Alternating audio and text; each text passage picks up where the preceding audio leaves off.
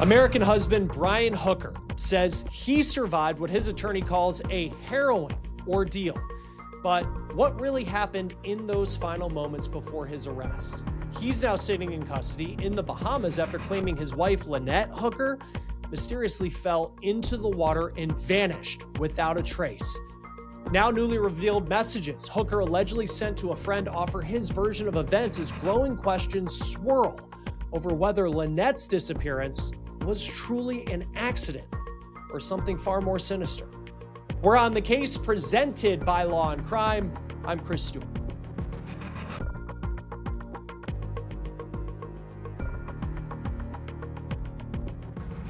All right, another day, a lot of updates to get to in this case we've been following now for nearly a week out of the Bahamas. Brian Hooker's stepdaughter has gone public, claiming the marriage between her mom and her stepdad was not as perfect as the couple made it seem on social media.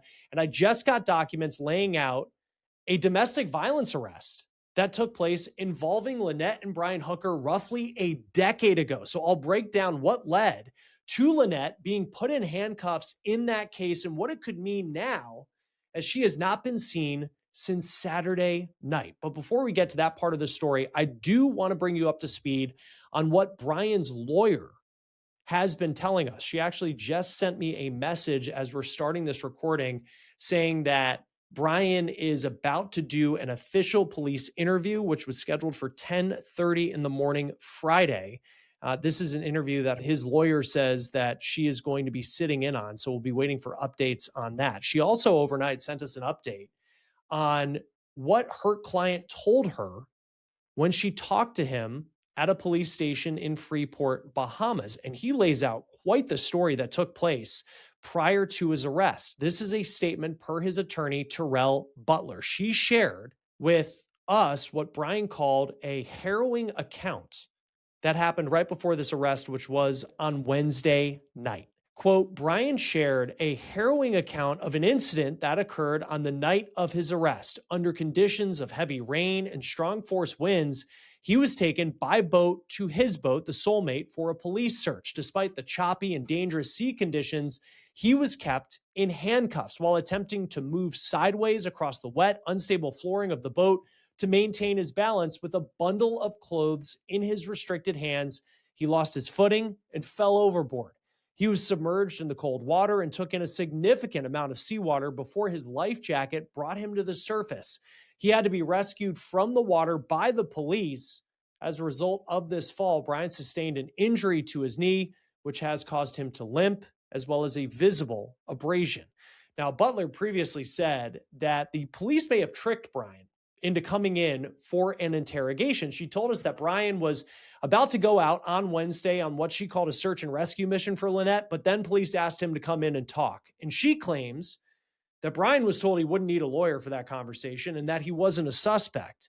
She also says police talked to him for more than 3 hours. Then at the end of that interview, they put him under arrest. Right now, we're waiting to learn if Brian is going to be charged in this case. Butler says in the Bahamas, someone can be held for 48 hours without a charge, and that can be extended to 96 hours as long as there is an official police interview where he would be able to have an attorney present. And we just learned that that interview is potentially happening as we're recording this episode of On the Case.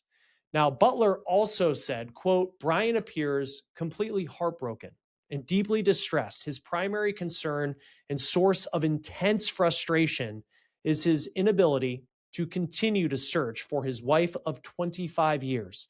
The trauma of her disappearance, coupled with his current detention as a suspect, has left him in an extremely fragile state. Now, to me, there are two big questions at this point in the case, and they're probably pretty obvious to you. First off, what happened to Lynette? But then, how can anyone prove what Brian said happened is the truth, or whether there's something more going on here? These are direct messages that Brian sent to a friend on Facebook in the wake of Lynette's disappearance. That friend shared them with us. So he reached out to Brian on Monday after seeing the Hookers on the news.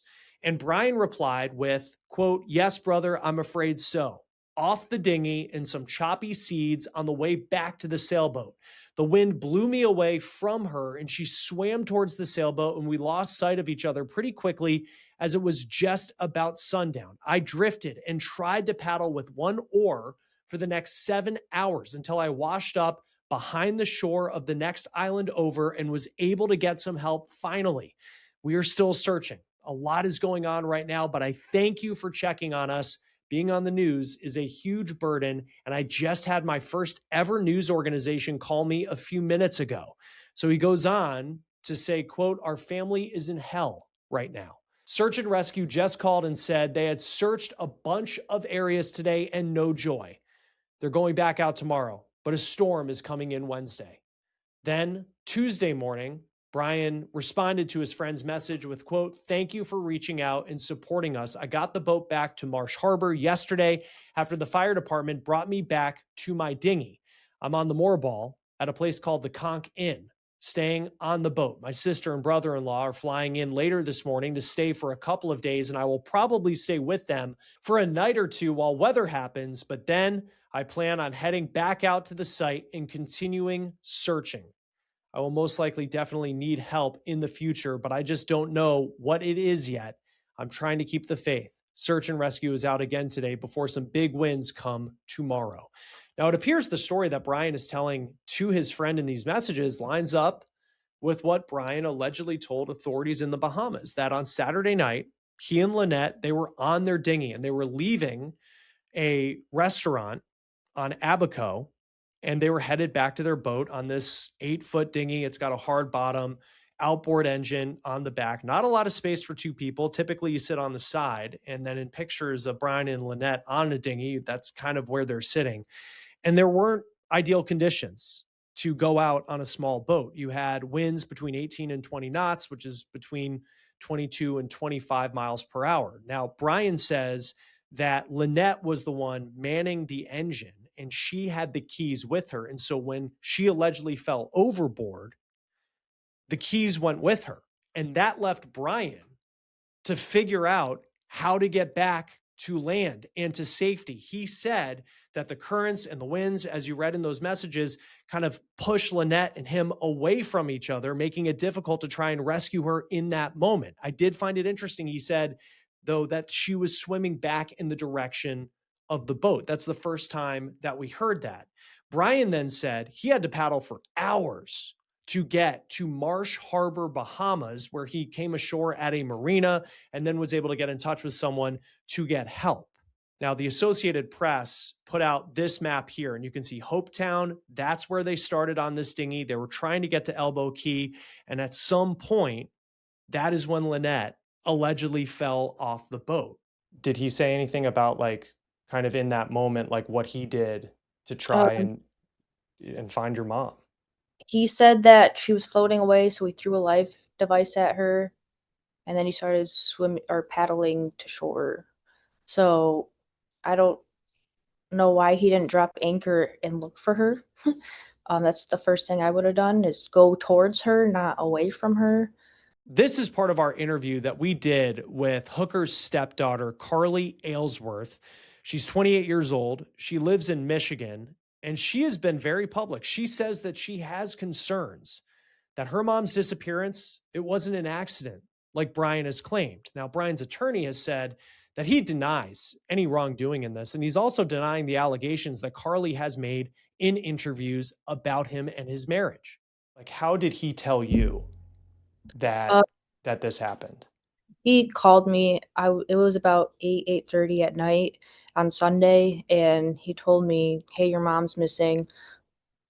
It happened late last night. Uh, but we're gonna come up soon, so I hope to see you." And I was just like, "Okay."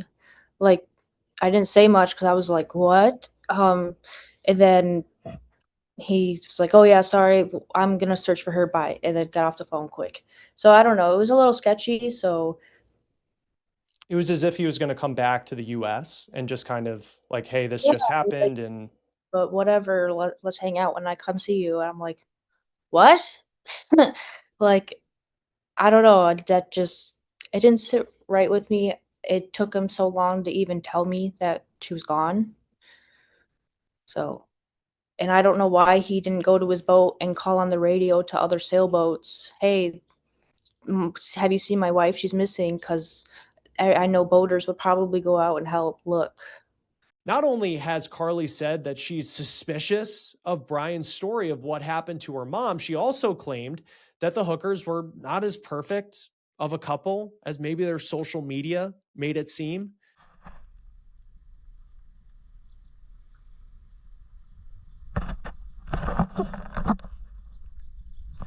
Now, the couple had been living together on the boat since around pandemic time, Carly told us. They bought this sailboat, aptly named Soulmate, roughly 3 years ago in Texas. And ever since, they've been living aboard it. They travel to destinations like the Bahamas. And on their social media, they say they left the BS behind and they're living their best lives. But Carly claims the couple has a history of domestic violence. She claims 2 years ago, Brian allegedly threatened to choke her mom out and throw her overboard. Now, there's no court case documentation of that. And again, Brian's attorney says that he denies those kind of allegations. But we do have this police report that documents a domestic dispute involving the Hookers that happened in 2015 when they lived in Michigan. Police in Kentwood, Michigan write that they were called to the Hookers' home just after 1 o'clock in the morning on February 1st, 2015. And they say that Brian Hooker claimed that he was assaulted by Lynette. He accused her of hitting him in the face multiple times. And police write that Brian was intoxicated and he had blood coming from his nose. Brian told them that Lynette was drunk and she was trying to get into a bedroom upstairs where she was concerned a man named Jacob Hooker, who we do believe to be Brian's son, was, quote, fooling around and had locked the door. Brian said he went upstairs to calm Lynette down. And that is when Lynette hit him 4 to 5 times in the face, he claimed. Police wrote, quote, he had never been hit like that in a long time. He started to cry and became emotional, end quote. Now, Lynette's side of the story was very different. Police say she was highly intoxicated. She claimed that Brian struck her in the forehead. She also accused him of choking her and punching her once.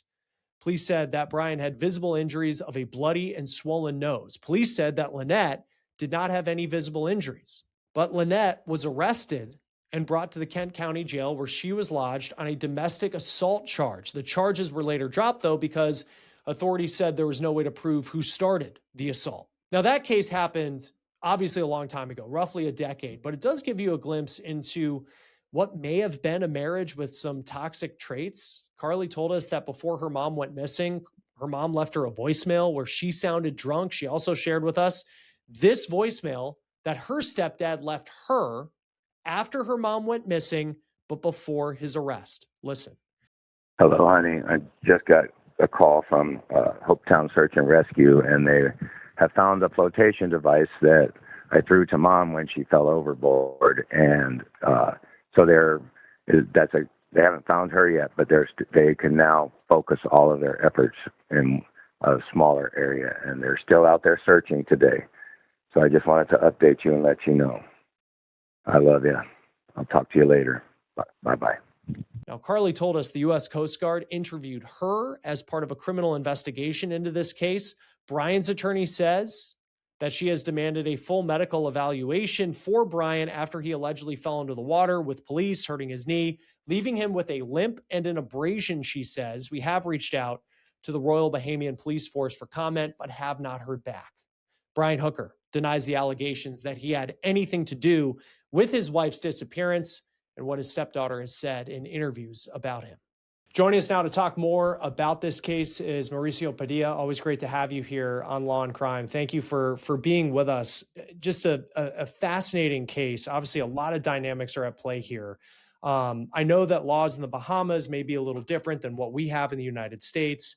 But I just think of like what, clearly a murder charge, and we're not at that point yet. At the time we're recording this, he hasn't been charged with anything, but it's like, how do you prove? I think that's the thing is like, how do you prove that this is something more than what he is claiming to have happened? Right. Well, first of all, thanks for having me. It's always a pleasure to be on your show. It's going to be the totality of the circumstances. For instance, did he have life insurance on her? Were they having problems? Are there text messages from back and forth, fighting? Is there email evidence of him having an affair with somebody else?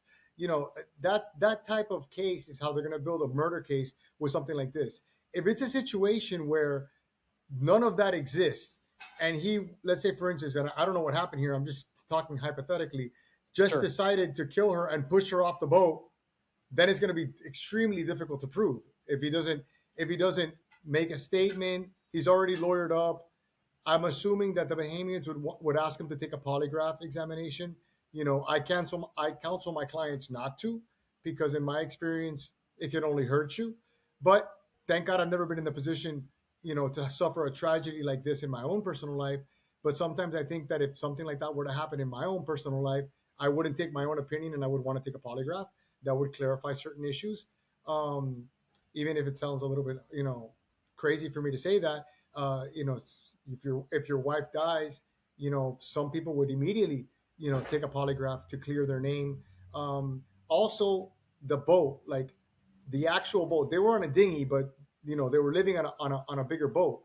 The Yeah. forensic examination of that boat, because if he did murder her, there's a high percentage that he would have done that on the boat. So luminol inspection, is there his body, is there any damage to his body, his knuckles, was there a fight, scratches? um it's just, I mean, looking at that dinghy and seeing that there are people that had a lot of experience on the water, I don't understand, excluding an emergency situation, how you would be on that boat in those types of conditions. That's a big thing that he's going to have to explain. Right, because it was as I know it's 18 to 20 knots in like nautical terms, but I mean we're talking like 25 mile per hour winds. Like that's a gust for sure. And it's been reported. I mean, I know that they had a 2015 domestic incident, charges weren't filed. The stepdaughter has been very public that this was a marriage that did not look like it did on social media, like as if it was perfect. Um, but it's still like it comes to that point of like, okay, they're on this dinghy. How does she go into the water? Like, how much does the past actually matter? Like, they could be the most toxic people in the world, and like people have toxic marriages, but like it doesn't end in a murder. Like, how much does that actually make its way in to a criminal investigation like this? That they had the best of times, but they also had some very bad times, according to family members. Right. Well, and listen, it's definitely part of the investigation. When you're talking about a trial, that's something else. But an investigation, you can look into anything, and they are going to look into, their history. They're going to look into everything. So the issue is this: they've been living on a boat, so they may not be texting each other back and forth. There's no need for it. I'm literally living with you in a closed space this entire time, which is some people could say that it's even evidence for like a boiling pot. Like, if you're not getting along and you're in the tight quarters of a vessel like that, it could, tensions could rise to the point that there was violence. He's really going to have to explain why they were on that dinghy, because it's not something that's even feasible. Like, you're talking about 25-mile-an-hour winds, man. That's like, the boat's got to be sinking for you to be putting, yourself in a dinghy like that in those types of conditions. So that's a real red flag right there. Could he be in trouble? Let's just say, and there's so many hypotheticals at this point, but it's like if he was the one having them go out on the dinghy, like he was the one who's like, we got to get back to the boat, and then that ends up being a place where you have some sort of accident that happens, and she still falls off. Like, could he still face charges? I mean, arguably, there could be something like if you take steps that are, completely disregard safety, and they're wanton, and you commit some egregious error and you put her life in danger. There could be like an involuntary manslaughter charge. I don't know, in Bahamian law has similar statutes, but if you take into if you don't take safety into consideration, and you take steps that are extremely sloppy and wanton and things of that nature, there could be criminal charges. Just like if you're driving a car, drag racing, and somebody dies, or things of that nature. So there could be.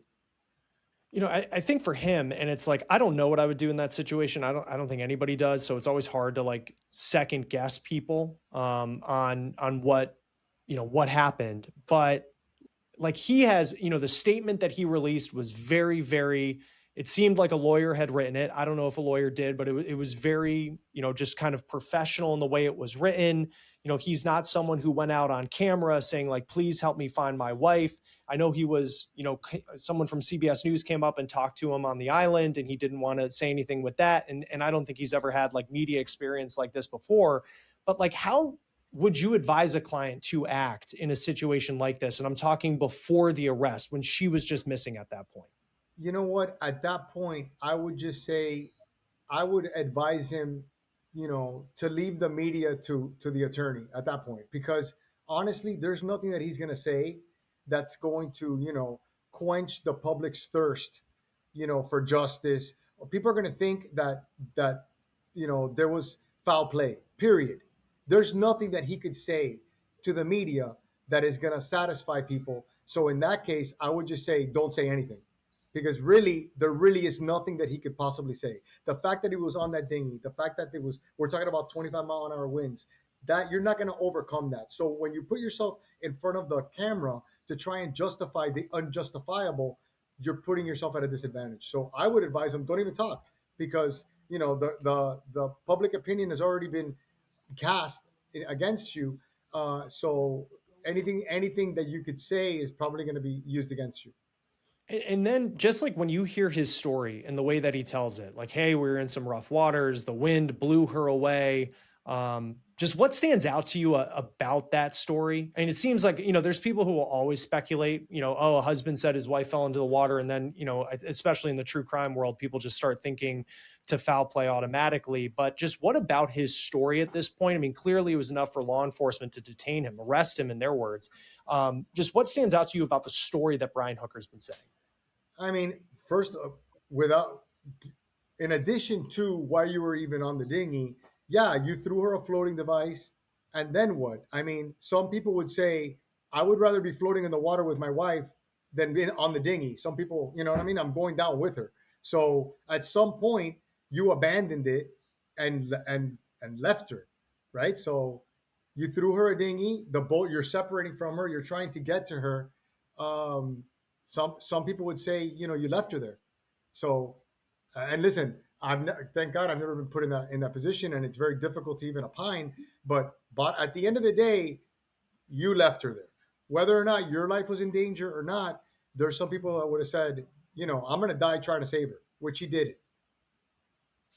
And just as a criminal defense attorney, if you're facing a case where it's kind of just the totality of the circumstances, like that's the evidence you're facing, and if this goes down that route where, he has his truth, his words, which is it was an accident. She fell in, she had the keys, she was the one who was driving. I had to paddle ashore. But then you have all this history. You have family members alleging some really bad stuff against him. Family members who are alleging that they were heavy drinkers and things got bad when they got drunk. Like, is that the type of case a criminal defense attorney feels good about, where truly the only person who knows what happened on that dinghy at this point is Brian Hooker? Yeah, listen, it's not the kind of case that a criminal defense attorney is going to feel good about just because of the optics of it. One of the questions is she had the keys to the dinghy on her, right? Is that what he's saying? The keys to the dinghy. Yeah. So, but wouldn't the keys to the dinghy be needed to actually operate the dinghy? So, at what point are you on this little micro? Because that's a micro boat, right? Like that's a micro dinghy. So you're on this very small boat. At what point are the keys in her pocket and not in the boat? Like, my understanding of boats and is like a car, like that key should be in the ignition. So how did it end up on her and she went overboard? So, and I know that there's a long time delay from her falling overboard and him, I guess, rowing ashore. So I don't understand how it is that the keys are not part of the boat and on her when she falls in. That's something that he would have to explain to law enforcement and to myself. That's one of the main questions that I would want to answer. Yeah, I was having that thought as well. Like maybe it's like a jet ski where you have like the kill switch where it's attached, and then if you fall off, like it kills the engine. But it still seems like something on a dinghy. I don't know how much force it would take to actually pull it out of the ignition. But it's there's just a lot of questions that I'm sure. I know he interviewed with police for like 3.5 hours, and he's doing more interviews today. We'll see if charges are eventually filed in this case. Mauricio Padilla, criminal defense attorney. It's always great to have you on Law and Crime. Thank you for your expertise on this. It's a fascinating case. That will do it for On the Case, presented by Law and Crime. Subscribe to us on YouTube and Spotify, and we're also streaming on Peacock. I'm Chris Stewart. We'll see you next time.